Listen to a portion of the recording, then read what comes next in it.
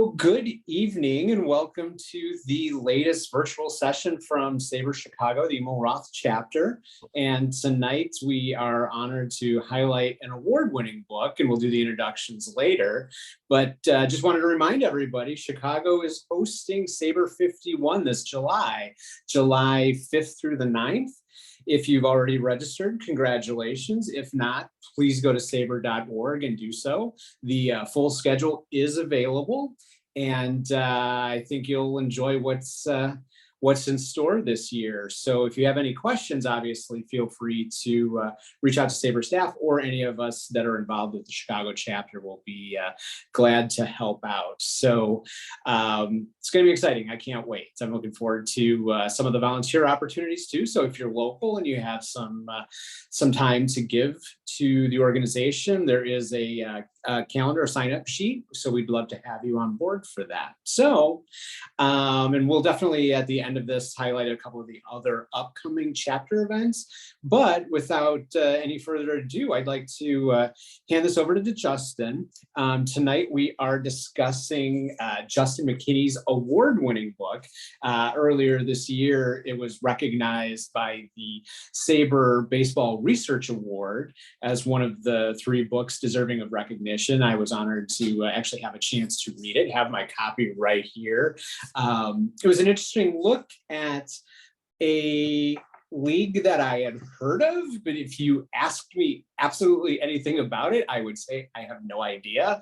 If you've not read the book, it is a well-written piece that really documented the history and all of the bizarre complications with pulling that league together. And we'll talk a little bit about the legacy, but let me first introduce Justin. So he is a baseball researcher and writer and archivist from Canada. So welcome from our neighbors to the north. He's written articles on early baseball for SABR's Baseball Research Journal, the Baseball SABR Bio Project, as well as Baseball, the Journal of the Early Game. So take it away, Justin. Sounds good. Well, thanks for having me, and nice to see y'all. And I'll just share my screen here, so just give me a moment, and then we'll get started.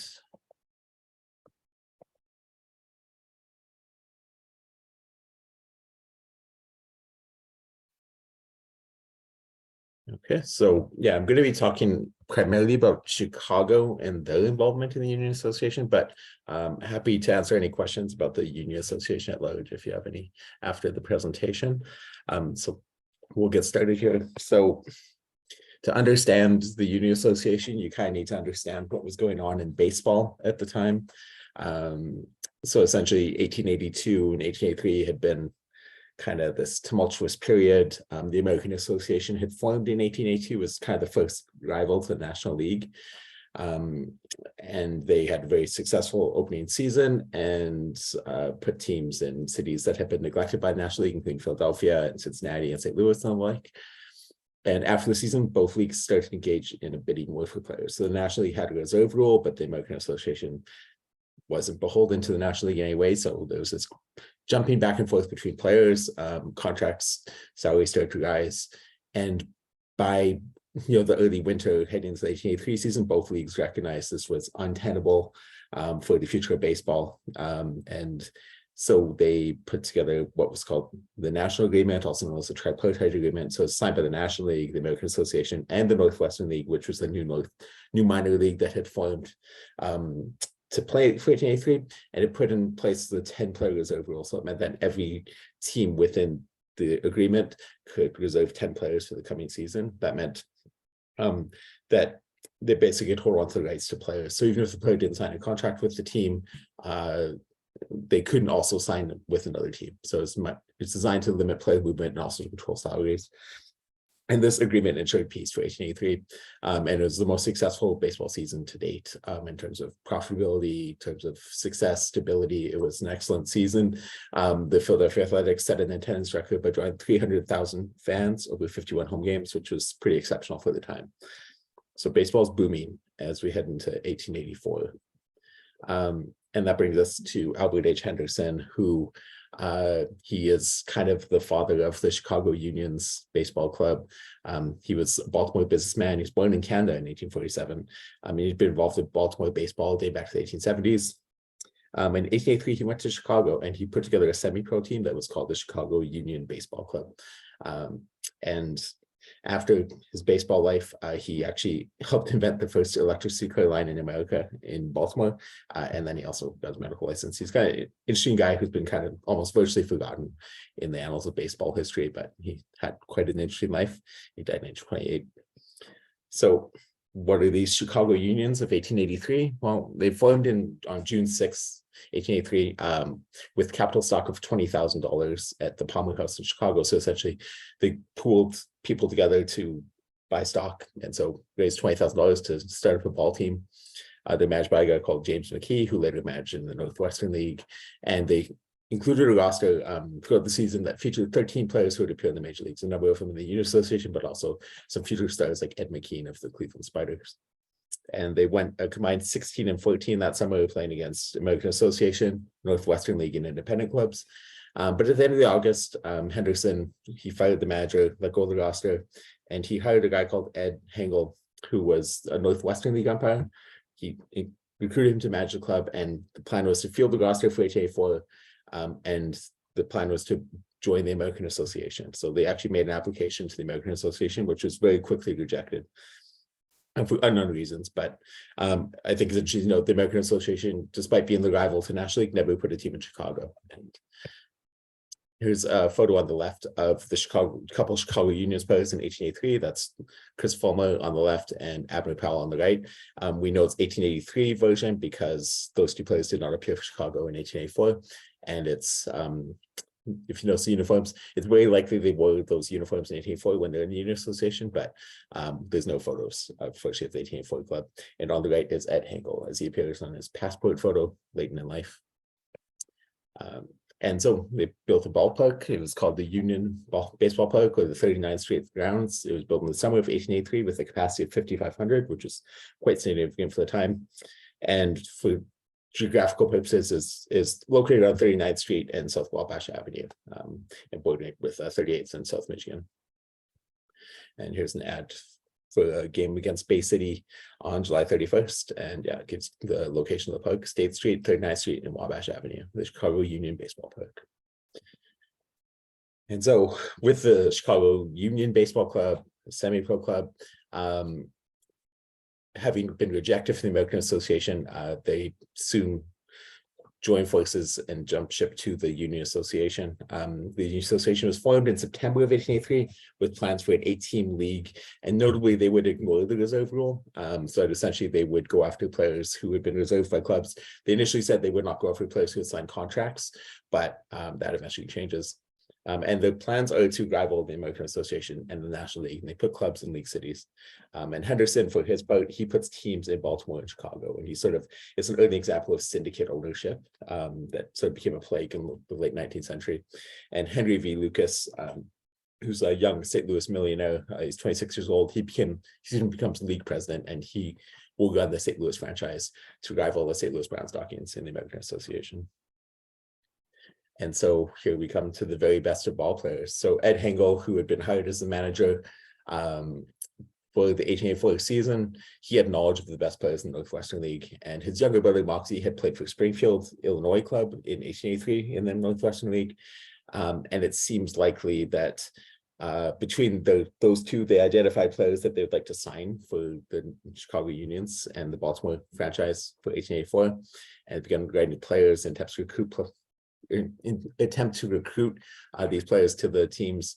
There's a bunch of neat letters that exist at the Baseball Hall of Fame. They're digitized, and it was quite a neat document because there's very little Union Association content and existing documents that are around. And so there's these letters you can find from Hengel and from Henderson to William Yank Robinson, who was a young ball player from East Saginaw. And Hengel boasts that the new club will feature the very best of ball players. And so this is sort of the motto for the Chicago Unions going into 1884.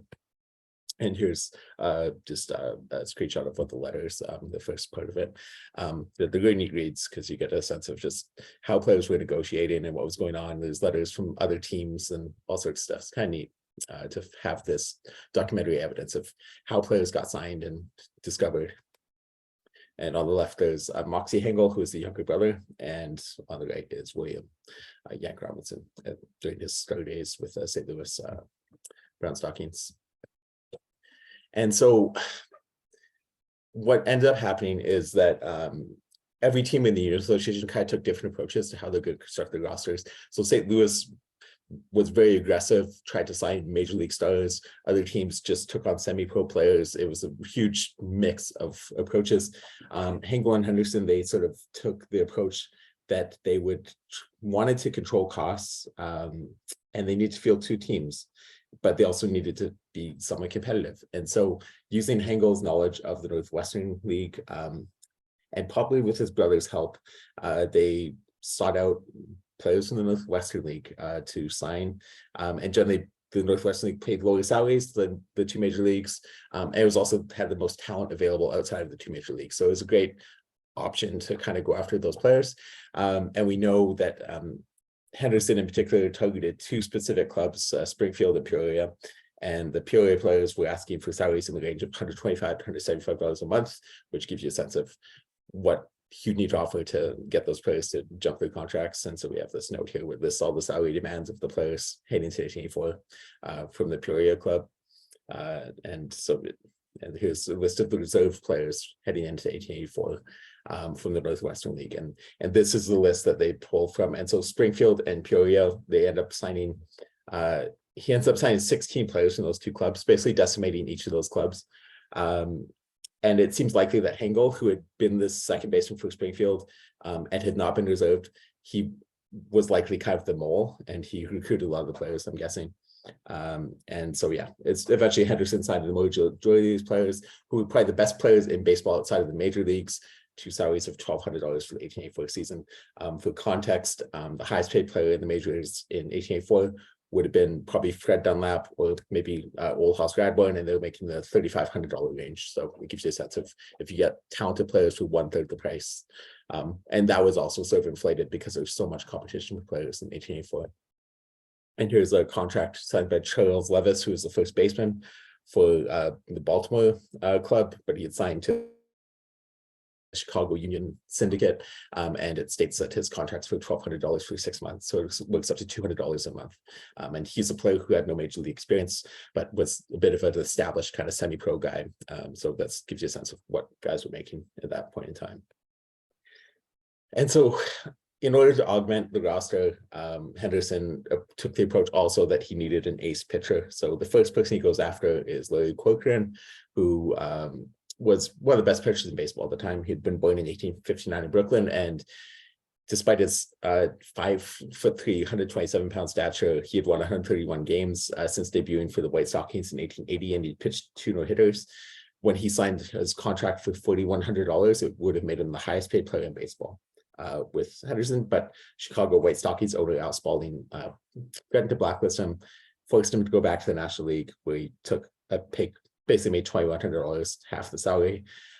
He basically got his arm destroyed in 1884, pitching 516 innings, and basically never pitched regularly again. And his life is kind of very sad after that, because he struggles with alcoholism. He dies just a few years later in 1891, basically broke, and it's, you know, his arm destroyed and shot by overuse, and he probably should have just taken the money. So when Corcoran bails, goes back to the National League, Henderson goes after this guy, Hugh One-Arm Daly, who was born in 1857. He had lost his left hand in an accident at age 12. So if you picture Jim Abbott, I believe that was sort of what you're looking at in terms of what kind of disability he faced by having one hand. He had a very nice year for Cleveland in the National League in 1883, including pitching a no-hitter. And he was friends with Henderson dating back to the 1870s because he was from Baltimore.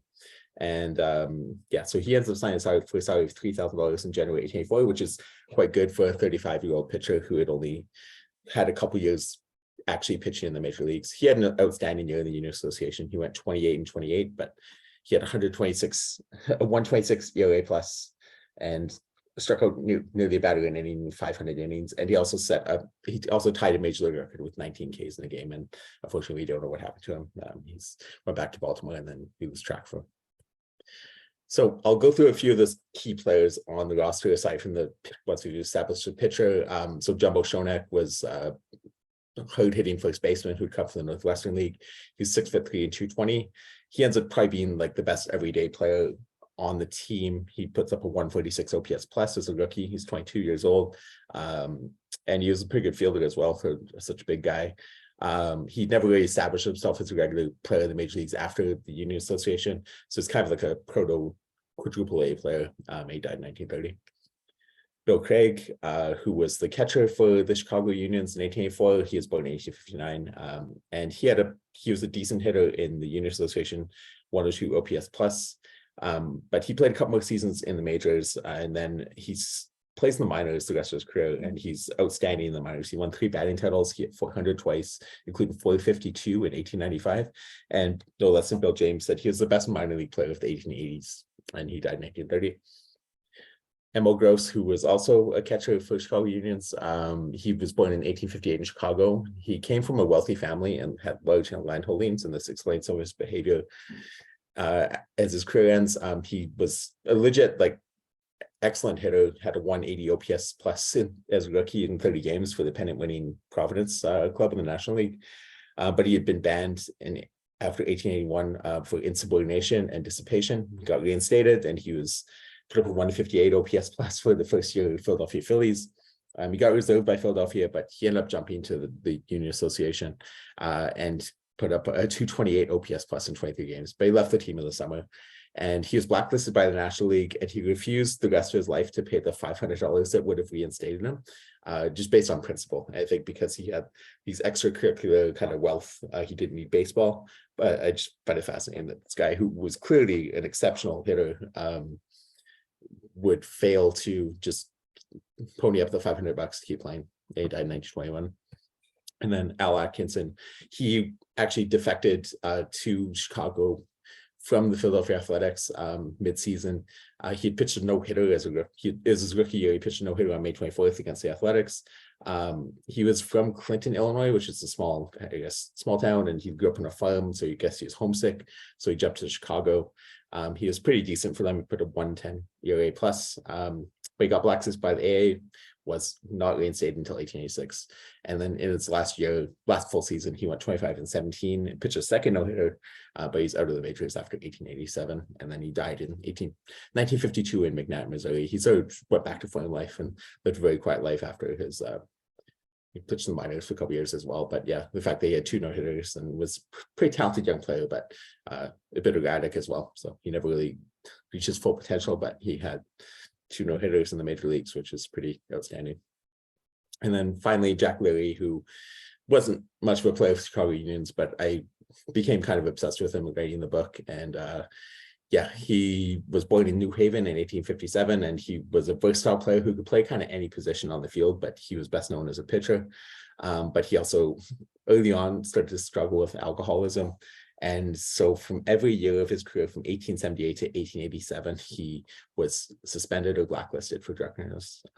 This included being banned by the American Association.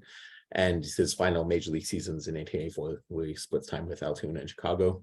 And yeah, eventually he returns to New Haven, and he found work as an oysterman, died in 1905. And I found this quote in his Hall of Fame file from Lee Allen, who's preeminent baseball researcher, who actually tracked down Leary and found what happened to him after his baseball life. And he said in 1880, when he debuted for the Boston Red Stockings, the world was his oyster. And, at the time of his death in 1905, the oyster was his world. And I thought that was very poetic and clever. So I just wanted to mention that. And so we've established some of the players for the Chicago Unions, and that they're now in the Union Association. It's going to take the field in 1884. But let's look at what are some of the obstacles that might stand in the way of success, because they've got a few talented players, they've got money, they've got invested ownership, they've got a ballpark, but what's next? So first up, Chicago White Stockings are easily the most famous team in baseball at this point in time. So, okay, you have an entrenched competition that is has huge brand favorability amongst the locals in Chicago. They're owned by Al Spalding, who has a huge influence on the National League, and he could very easily mobilize resources and other teams and everything against the Union Association if need be. And so those are two obstacles. The other issue was park location. I found one account that said it was 5 miles from the city. Not being an expert in Chicago geography, especially that of 1884, I can't comment on how accurate that was, but it does play into some of the attendance issues the club ends up having.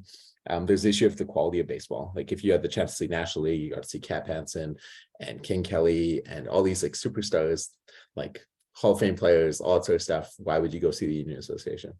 And then the local media really did not take much interest in the club. Within a couple months, they're not even being really covered by the Chicago Tribune or the Daily Interruption, which are the two big papers at the time. And you can find them like listed under minor games, like in the box scores and things like that. So yeah, they just didn't really care. Whereas in some cities, they're very positive towards the Union Association or very negative. Like in Chicago, it was just indifference. And so that, you know, like these are some issues that the club would be facing if they want to have success. But they did have a couple of advantages, notably that they would play Sunday baseball. They nationally prohibited Sunday baseball, but there was clearly an appetite for it because Sunday in 1884 was often the only day that many people would have off. And so that was, you know, an alluring thing. They had cheap tickets, 25 cents versus 50 cents in the National League. They also would permit alcohol sales at games. I don't have like super documented evidence that the Chicago Unions sold alcohol at the games, but we know it was allowed by the Union Association because they were trying to model themselves and put on the American Association, which had sort of made its name selling booze at games. And then scheduling. They basically could work the schedule to avoid head game with the White Stockings. I think they played about 40 home games, and only about 6 or 7 of the dates were against Chicago White Stockings. So they tried to work around it because the way it worked is teams would go on these long 6-week road trips, and that was true of every single league. And so you could really work the schedule to kind of not overlap because you really didn't want to go head to head with the Chicago White Stockings for the attentions of Chicago fans. So yeah, what happened with the Chicago Unions in 1884? So basically the way Henderson did it, he pooled the signees together and distributed them between the two teams based on need, and in some cases player preference. You can find a note about Yank Robinson not wanting to play in Chicago. He wanted to play for Baltimore, so that's where he ended up playing in Baltimore. The club had little time to get acclimated. I found one note saying that when they took the field on April 20th, it's the first time they'd actually like played together. And that was the opening day for them. It was the 7-2 loss to St. Louis. St. Louis ends up winning the pennant by a long shot. But yeah, this is their first start. They played 500 balls for the first 6 weeks. Then they took 7 of 8 games from lowly Kansas City, who had just joined the league on July 7th. And they, you know, just dominated them. Got up to 21-14. That was the high water mark for the season. But they went on the road trip right after that, lost 11 straight games, and then they fell from contention. By mid-August, they were 34-39, and there were rumors abound that the club might relocate because they're kind of struggling. They're not really making headway amongst Chicago fans. And you know, the pitiful attendance ends up being like their downfall. So yeah, owing to the presence of the White Stockings, the park location, which is again 5 miles from the city, whatever that means in 1884 parlance, and the poor quality of baseball the team drew poorly. There was really no reason to see them. About the only person you maybe want to see would be One-Arm Daly, because he was just so exceptional for the Unions, but almost everyone else on the team just was no good. And so as a result, for the weekday games, which includes Saturday, because basically teams played on Mondays through Saturdays, they drew 500 games, 500 fans per game or less. You can find a lot of accounts where they drew 100 fans for a game, which is just not sustainable. And even the July 4th doubleheader drew just 1,700 total fans. And so this is like the doubleheader like was a tradition and really lucrative typically for teams. But in the case of the Chicago Unions, they just, yeah, it didn't work for them as what they're hoping. I think those games were actually ran opposed to the Chicago White Stockings as well, so that probably explains some of the attendance issues there. So only the Sunday contest drew well because they were never opposed. It was the only baseball on Sundays in Chicago, and so those games drew strong attendance between 1,500 to a season high of 4,100 fans. And as a general, union clubs across the league had to draw about 1,300 fans to break even with how much salaries were and how much ticket costs were. And so if you basically just totaling it up, they average roughly about 850 fans, including those Sunday contests across 36 games, which is, a sign that they're losing money. And so soon the team collapses because aside from Daly and Emil Gross and Jamal Shonek, they didn't really have a lot of depth. Notably Tony Suck, whose name is well suited to his performance, put up a 24 OPS plus in 53 games. The club used 14 different second basemen, including one-arm Daly. They used 11 different shortstops, including one-arm Daly, and 9 different third basemen, but Daly was not among those. And yeah, I looked up his fielding stats in the infield, and I think he fielded 667, but he did turn a double play, so I mean, not too bad. But yeah, thanks to the poor attendance and salary costs, the team lost $10,000. And so in late August, the team relocated to Pittsburgh. They played 5 home games in Pittsburgh and then went on the road. But by mid-September, Henderson, having lost enough, he decided to merge the team with Baltimore. And they were replaced by Milwaukee from the Western League. So the final record of the Chicago/Pittsburgh Unions was 41-50-2, and they finished 6th in the standings. And there's a photo of Tony Suck, just because it's a nice photo.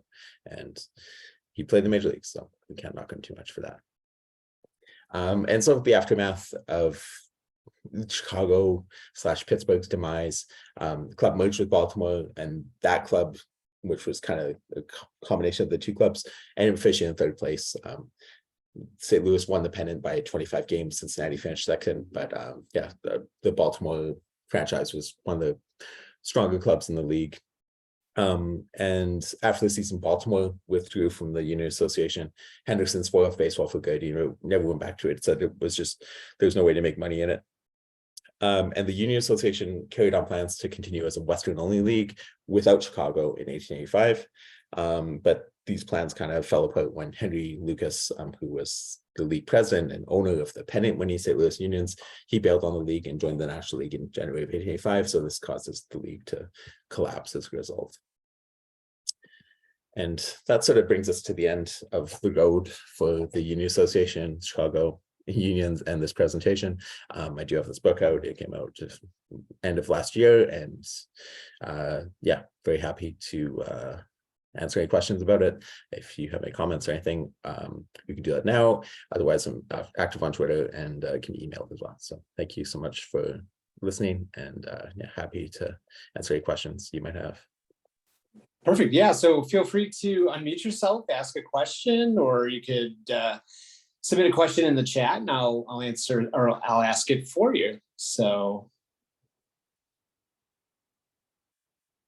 I guess I have a question for Richard Smiley. Is that location of that ballpark, is that on your SABR 51 historic ballpark tour? Not this year. It was on the SABR, whatever the hell it was, 45 tour. We did go there. I know where the park is. You're right. I mean, Justin, you said it was way out. It was like at the edge of the city. I think it was actually within the, it was 39th and what was it was 39th and Wabash. It was 39th, yeah, and Wabash. And 39th is now called Pershing Road, but of course, it was, named after Pershing, who wasn't around yet. So, 39. Sure. That was the city limits to the south side. Okay. So it was actually legitimately 5 miles from the city. Okay. I did find, like I said, I was from, newspaper accounts, they give you just enough to know, 39th. It was like 39th between Wabash and State. Yeah. And so I've got 3 of the dimensions. And at that point, it's like, well, does it go south? And that's the dividing line. Does it go south of it? Does it go north of it? And from like fire insurance maps, not exactly then, but just around, you can tell like that the plot that's to the north of it, that's like between State and Wabash to the north, is barely populated with homes or businesses, Okay. whereas everything else around it was. And this was a fire insurance map maybe a year later. Okay, so So, I mean, just by definition, definition, it had to be the north part of it. okay. Oh, neat, yeah. And it was supposed to be, so I was interested to hear, I never saw attendance figures, and you said the biggest was 4,100. Yeah, I was it's under the Sunday game. impression they thought, I could have sworn I saw something that said they thought they could seat 7,000 or so. So Yeah, I'd seen that as well. There's some notes about that, but the initial result, the initial at the start of the 18-4 season, they had it for 5,500 fans. But yeah, I'd seen up to 7,000 as well. Yeah. Oh, cool. That was interesting. Cool. Well, thanks for the context about the puck. That really illuminates it in my mind. Yeah. I was going to say, as soon as he mentioned, not quite being able to pinpoint that, I was like, if you're here, you certainly have that insight to that. Yeah, it was interesting. You mentioned that St. Louis had really run away with the league, and reading the book, it was remarkable. They just got off to that start. Yeah, 20-0. It clearly, my impression of how the league was structured, it was a league of really the haves and have-nots. Oh, definitely, yeah. And it was clearly, the big teams that would stomp everybody. And it was remarkable just how franchises moved. Yeah. So often franchises join the league, with promises of really moving forward. And what I thought was interesting with the start of MLB season this year with Tampa getting off to that incredible start, I think there's an incredible parallel with the St. Louis franchise. Can you discuss that?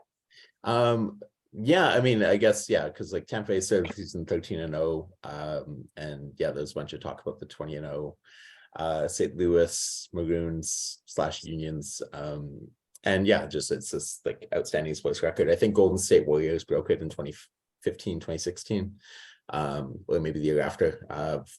Finally broke this record. It's a bit dubious because they ended up playing the Altoona Unions 8 of those games, and Altoona was. Altoona, they outscored them 94-19 across those 8 games. Like Altoona had formed as a minor league club that was playing in a minor league, and they got invited to the Junior Union Association, and were outclassed by virtually everyone in the league. So they went 6-19 and folded after 6 weeks. But yeah, as far as the relocation, it was no one really knew how to make money in baseball at that point in time. So a lot of people would have big ideas, but then like the cost of going to the road was so expensive and so prohibitive that teams would often finish their homestand and then just disband right before going on the road, because that was where all the costs were incurred, and you couldn't really make them back because the only revenue you'd make on the road would be the Union Association had what's called a $75 guarantee. So if you showed up as the road team to a game, you'd get paid $75 by the home team. It was incentivized, like you showed up, here's $75, but that's not enough to cover salaries for the day, for your players. And so it just ends up being, really difficult to make it work on the road, and bringing it to Tampa Bay, obviously in Oakland and all that sort of stuff going on. And you see how much hand wringing there is about what we'll do with them. I was a lifelong Montreal Expos fan, and the Expos went kaput. But back then there was no commissioner, there was no, it was very easy just to like up and move. And so so when Chicago, like the whole transition from Chicago to Pittsburgh takes about 10 days, where they're just like, okay, all right, there's a guy who wants to pay us money to move there, okay, we'll do it.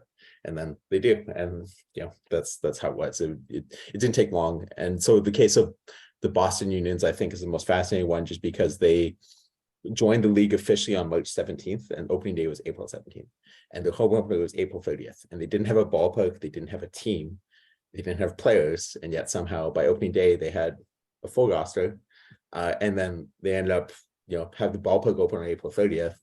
That the team actually ends up being pretty decent. Like they finish in 4th place, and like they have a bunch of kind of like young Boston players, including Tommy McCarthy, who's the only Union Association player in the Hall of Fame.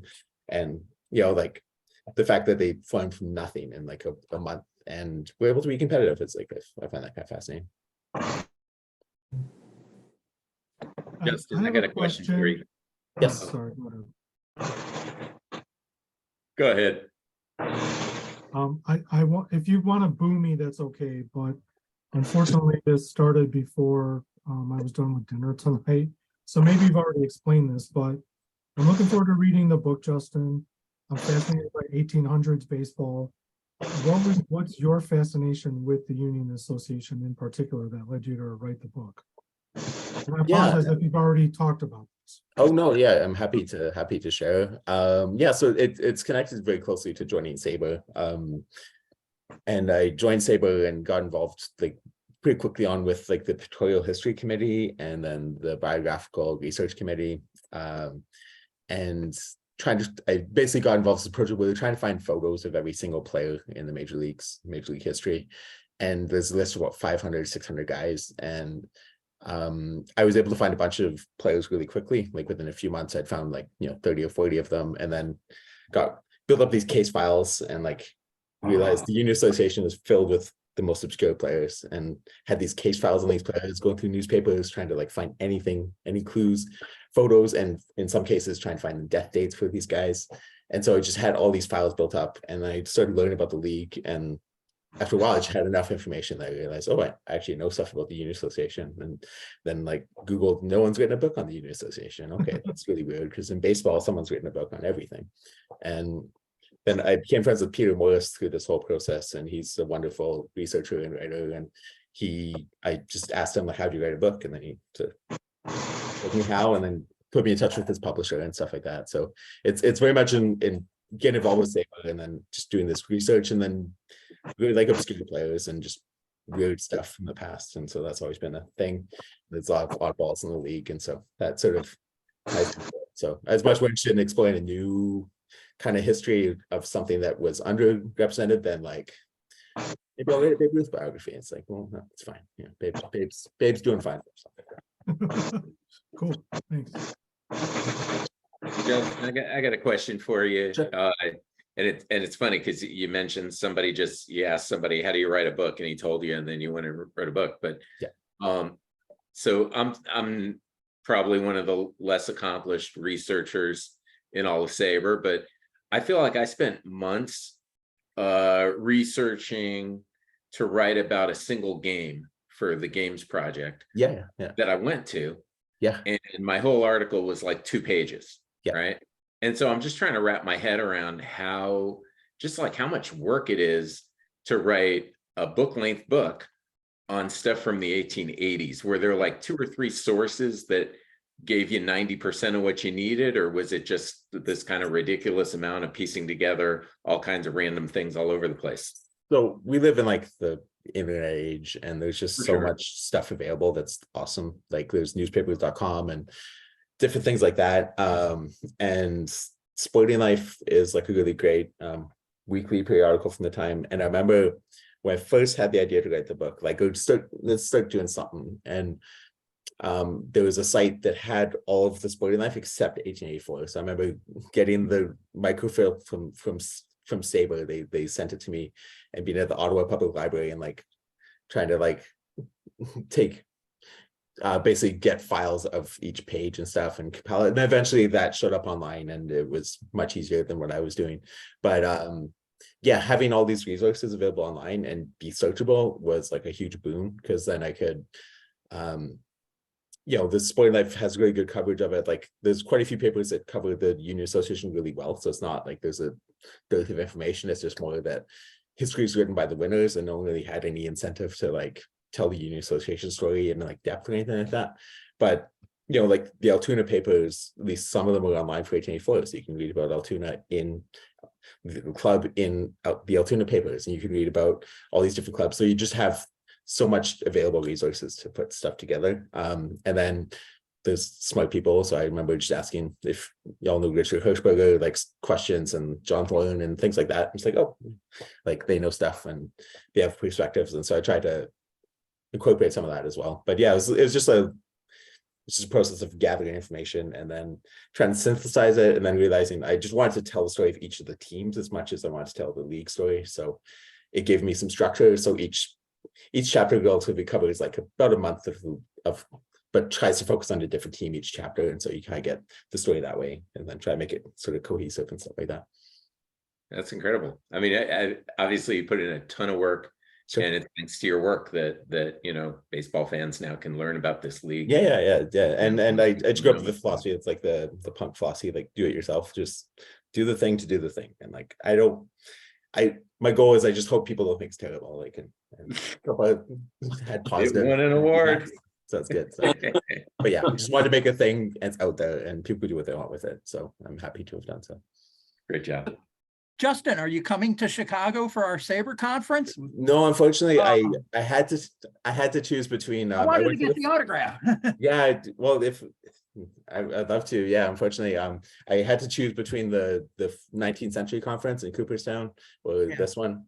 So because I had been selected to present at the 19th century one, and I'd never been to Cooperstown, I figured it's like it's as good a time to go as any. So I was there like last month, and it was really wonderful.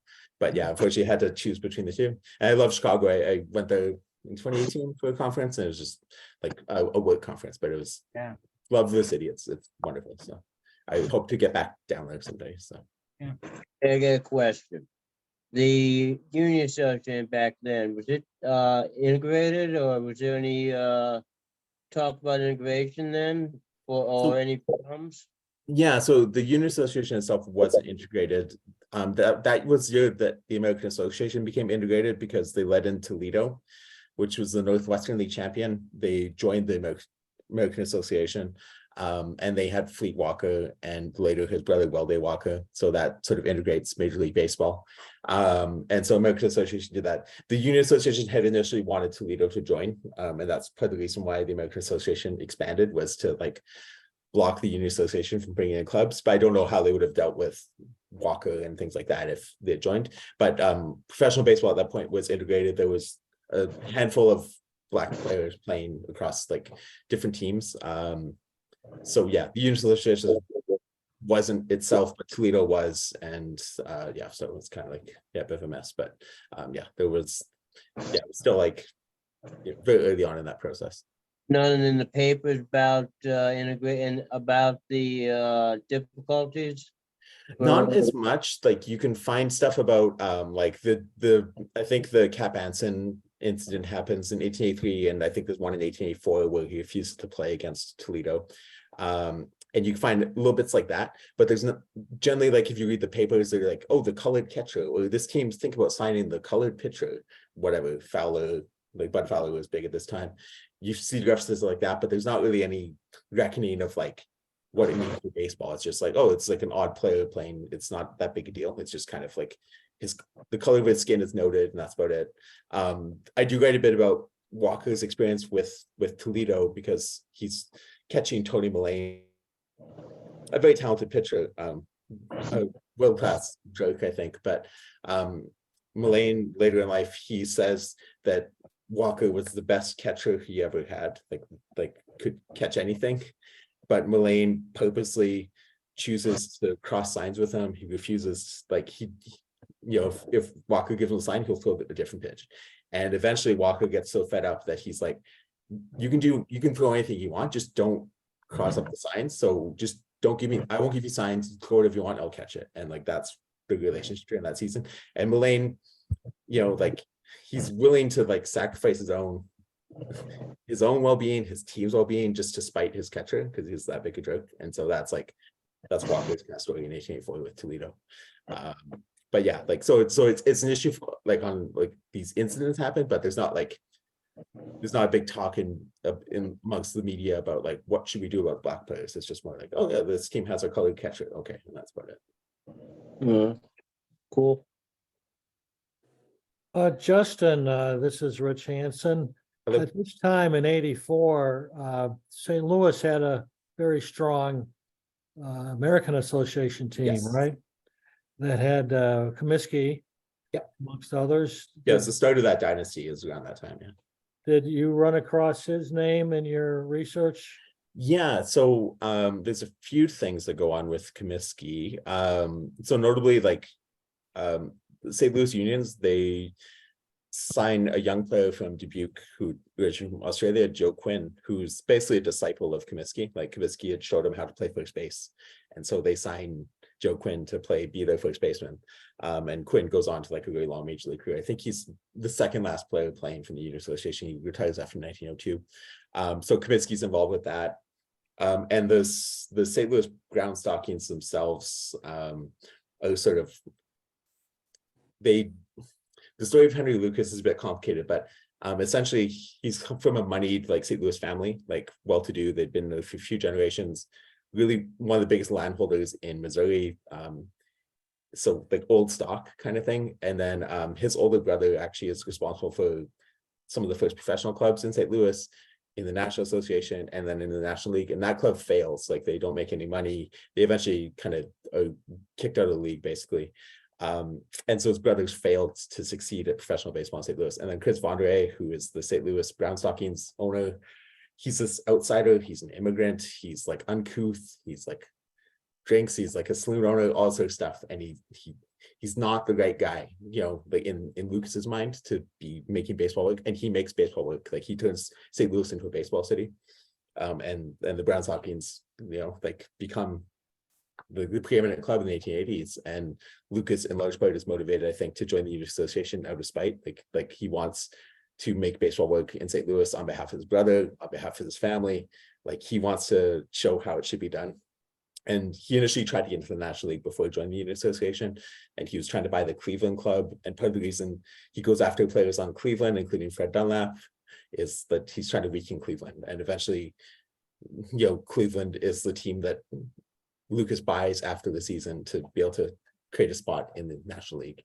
So he's heavily motivated by like trying to outdo the Brown Stockings and trying to like, you know, restore his family's honor.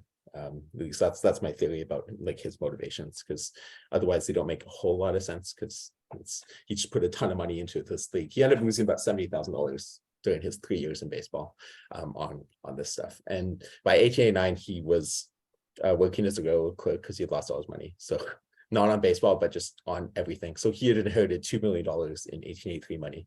And by 1889, he has to work a day job. And yeah, tells you all you need to know about this guy and his handling of money. Yeah, the other, Rich was asking about the link, you know, Comiskey and Union. The other link there, I mean, I know I just from flipping through the book, I know you wrote about this a little, but the Chicago Unions sort of existed as a club even before the league, because they were playing in 1883. Yeah, they started as a semi-pro club. And when they first started playing, one of the first games I stumbled across was an exhibition where they hosted the Brown Stockings and Comiskey. And I'm positive that's the first time Comiskey appeared as a professional ball player in the city of Chicago, because before then he was either in the minor leagues. And you know, this is before, Oh, yeah. That's funny. Yeah. Oh, I didn't have that connection, but yeah, they lose 12-4 to the Brown Stockings in their first official game, and then Comiskey. That's very cool. Yeah. Cool. Is there anytime a book comes out and you try to be comprehensive, especially in this particular instance of telling the entire story of a league, is there a story that you wanted to tell that just didn't fit into the book, or is there a story you were interested in but you just couldn't find enough information to support it or really tell the whole story?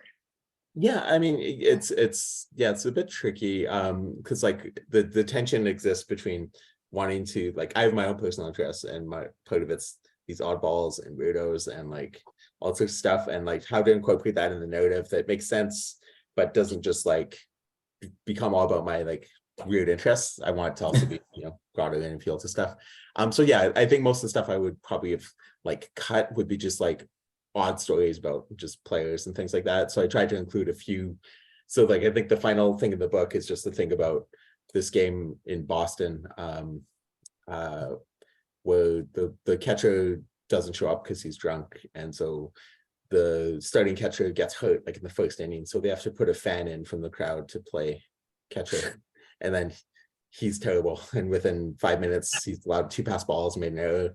They put him in left field the rest of the game. And and like, yeah. So I told that sort of as like an end of the story, because it really fit in with the rest of the stuff. But I still love that story, and so I want to include it.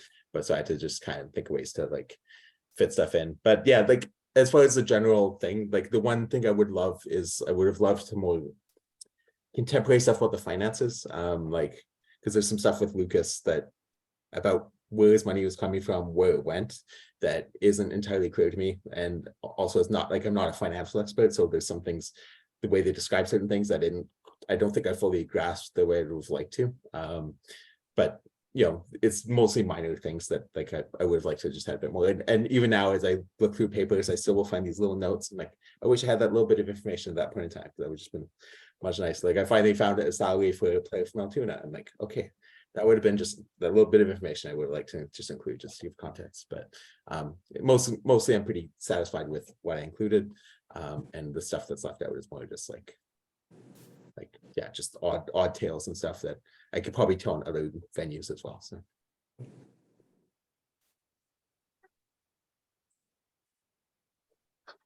well, I have I had some problems. I couldn't get in for the first 20 minutes. Nicknames of these teams. yes. Saw the Pittsburgh Stogies. I've never seen a baseball team nicknamed the Stogies. How did that come about? So the thing you need to know is almost all of those are apocryphal. I did my best to track down where they came from, and I read about it at the start of the book. But the Washington Nationals and because they were the National Club of Washington and the Philadelphia Keystones, those are the only 2 nicknames that are actually accurate. Every other team is just called the Altoona, like all called the Unions.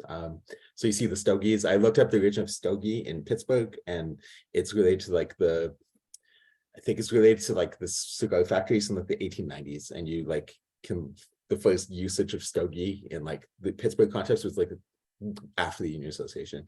And the Chicago Browns, it's like not a thing. They were never called the Cincinnati Outlaw Reds. Like it's just not a thing. They were just called the Unions. The Maroons were used, St. Louis Maroons, they were used like by one paper during that year. And later on, they called the Maroons, but most other papers called them the Unions. So yeah, like the names unfortunately are just kind of like made up whole cloth. And I've tried to track down where they actually started appearing, and I've not been able to, because I've checked various encyclopedias. Like I was at the Hall of Fame, I was looking through different encyclopedias, see like what were they calling them in 1951 and 1969. And it's like, no, there's no mention of it. And then so I think it's just made up by someone, but they're not accurate outside of the Keystones and the Nationals.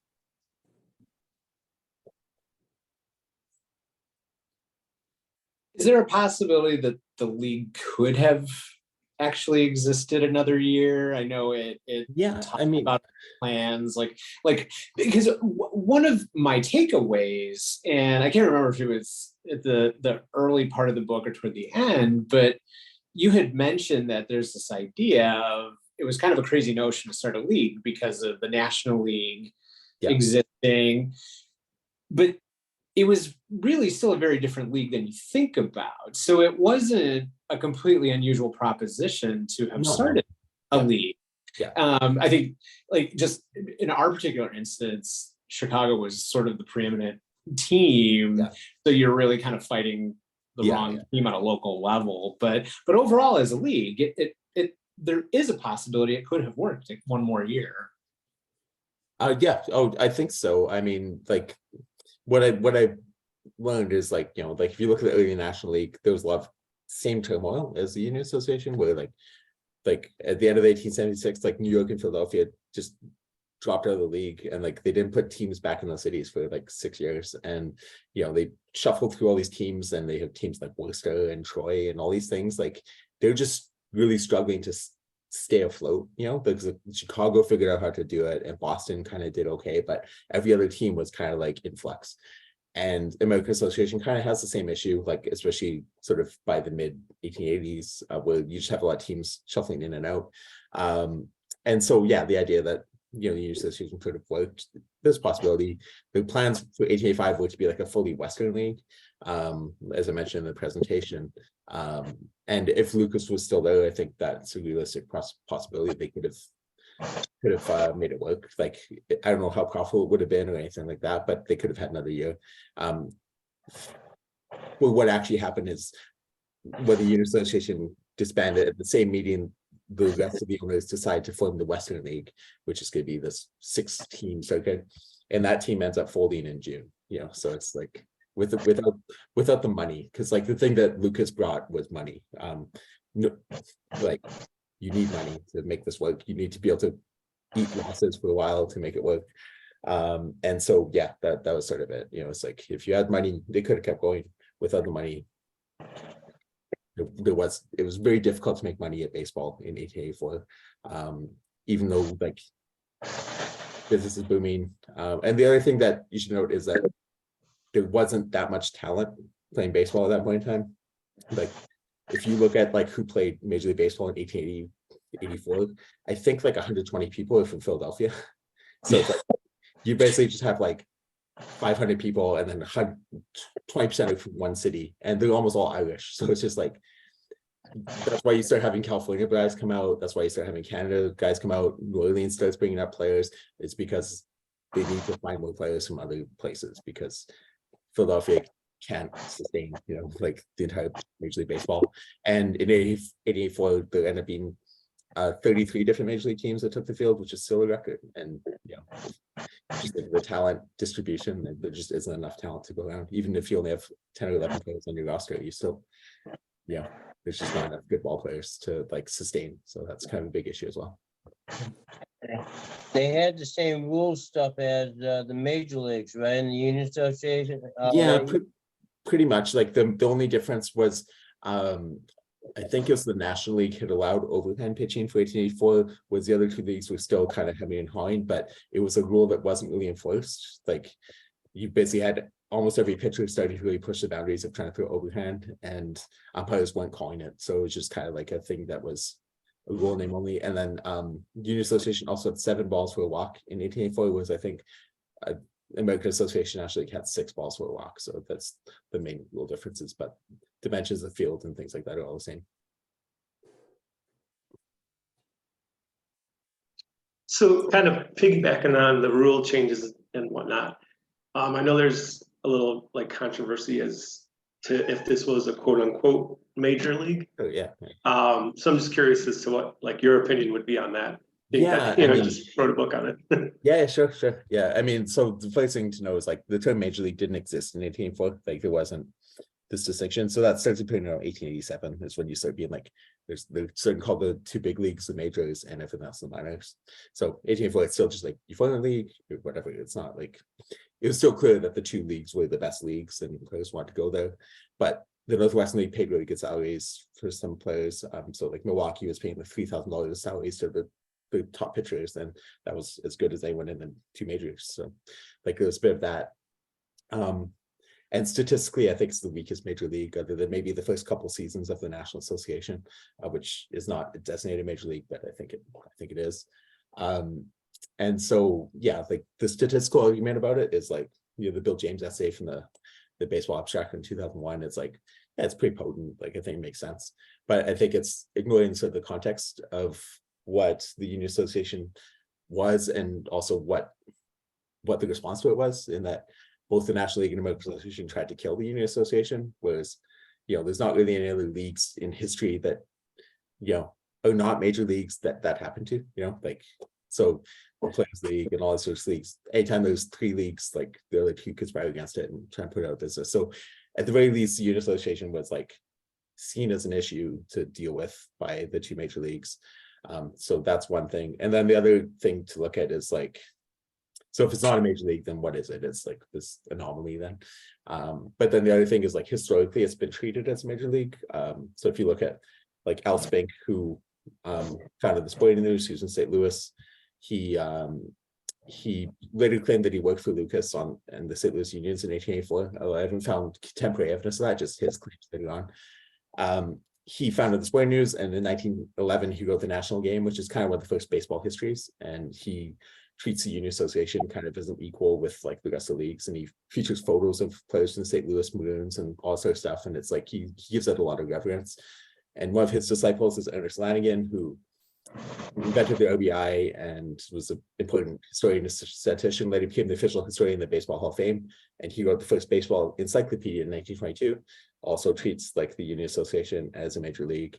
And then Lee Allen, who takes over for Lanigan as the baseball historian of the Hall of Fame, he's on the committee in 1969 that decides what the major leagues are, and for the Macmillan Encyclopedia, and like codifies like these stats are the correct stats, these are the major leagues, this is all that sort of stuff, and he treats it as such. So you have this lineage of like people, they're connected undoubtedly and probably have their own biases, but from 1910 and onward, like it's been treated as major league, and even before that it was still given like a certain recognition. So there's no reason to change like its status or anything like that. And thankfully with like the Negro leagues as major leagues, it eliminates that question of like, you know, why this and not that. Did any of the teams in the Union Association share ballparks with any of the American Association or the National League teams? No, so the way it worked is the Union Association was operating almost like as an outlaw league outside of the establishment. So almost every team in league in the country was against it. You have like cases of like amateur teams being told they can't play exhibition games at the Union Association, otherwise they'll be like banned. So there was no cooperation between the two, between like the Union Association and everyone else. Until sort of after the season, like Louisville placed an exhibition trades against St. Louis and Cincinnati. And in Cincinnati's case, the owner there was Justice Thorner, and he had helped found the Red Stockings, and like he had disputes with management over money, so he left. And so he forms the Cincinnati Unions out of spite, and he actually steals the Cincinnati Reds ballpark out from under them. And like, so they have to scramble to find a ballpark kind of late in the spring, you know, because he's stolen it from them. So like, yeah, there was no collaboration at that point in time between the leagues.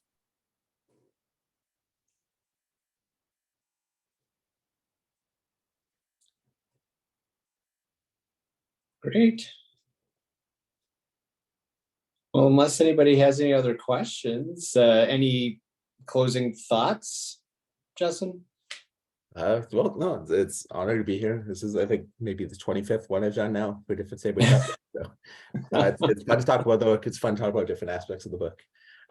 Yeah, so thanks for coming out. And yeah, books available wherever books are sold. There's also an ebook as well, because I know this price on the physical copy is a little bit wonky. So feel free to buy the ebook or get your library to order it in or whatever you need to do. And yeah, honored to be here. So thanks for having me. And sure, happy to answer any questions or anything else if you want to get in touch online. So I was going to say, I guess I thought of one more question. What's your next project?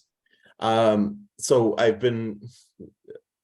a couple things on the go, but lately I've just been trying to write SABR bios of certain players. I'm working on writing ones for every member of the Altoona Unions, which is kind of a fruitless project, but fun nonetheless. And then for book ideas, I'm in the preliminary stages of writing one on the 1890 Philadelphia Athletics, who in July they were in first place, and in mid-September they released the whole roster and replaced them with some like a bunch of local Sandlot players. And that version of the team went 0-21 and posted the worst run differential of any team over that number of games in baseball history. So they basically went from being a pennant, like in first place, to the worst team of all time within 2 months. It's so I want to tell that story because it's odd and strange, and and on the last day of the season they put together a lineup, and 4 of the 9 players we don't know who they are, so it's good.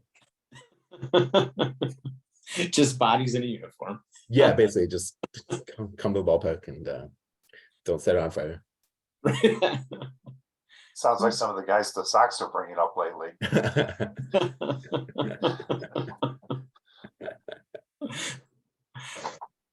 Great.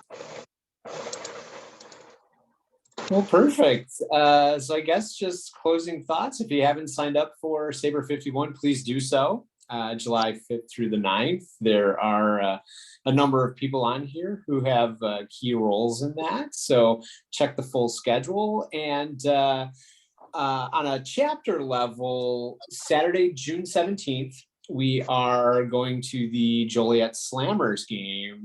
We're going to have a joint session with our friends from the Central Illinois chapter. So check your email, check our social media for details on getting tickets. So we hope to have a good crowd in a couple of weeks, leading up to probably our last chapter get together prior to gathering at the convention in July. So.